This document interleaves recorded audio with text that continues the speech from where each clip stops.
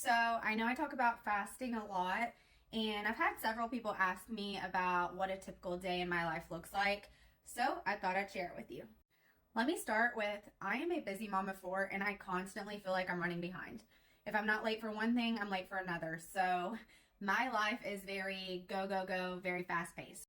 So mornings for me are making sure I have my 9-year-old ready and waiting at the bus stop to get her loaded up. And then I have teenagers that I have to take to a nearby town because we moved. So I have to take them to school in another town over. So when I tell you I don't have time to cook breakfast, I don't have time to cook breakfast anyways. So breakfast is where I start. I am already fasting at night when I sleep. So to me, the easiest solution is just to continue that fast into the morning. And that's super easy for me because I grab my yerba mate tea and head on the road.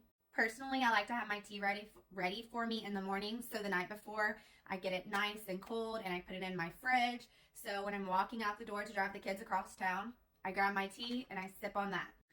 And this yerba mate tea isn't a tea that you see in the stores that's full of sugar and all that. It is a special yerba mate tea that I'm drinking that helps me naturally produce GLP-1 and helps me with energy and focus. So I am beyond ready for my day. When I get to work, I literally just sip on this for the first maybe 2 hours that I'm there. I don't think about food. I'm not hungry. I'm getting all my work done very efficiently. And then around 12 or 1, and it does depend because there's some days I'm just not hungry. So I skip lunch. But when I do decide to break my fast, and sometimes that is usually about 12 or 1, I'll make sure that I'm getting plenty of protein and fat. And at this meal, I do try to not eat sugar or carbs. That's just my personal choice. And if I do eat them, I eat them at the end of my meal. And then after that, I continue to work. And eventually it's around 2, 3-ish.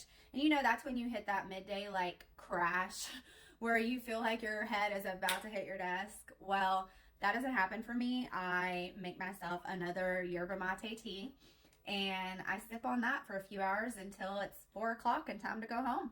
So for me, after running and getting kids and all that stuff and starting homework and the usual mom stuff, I normally cook around like 6.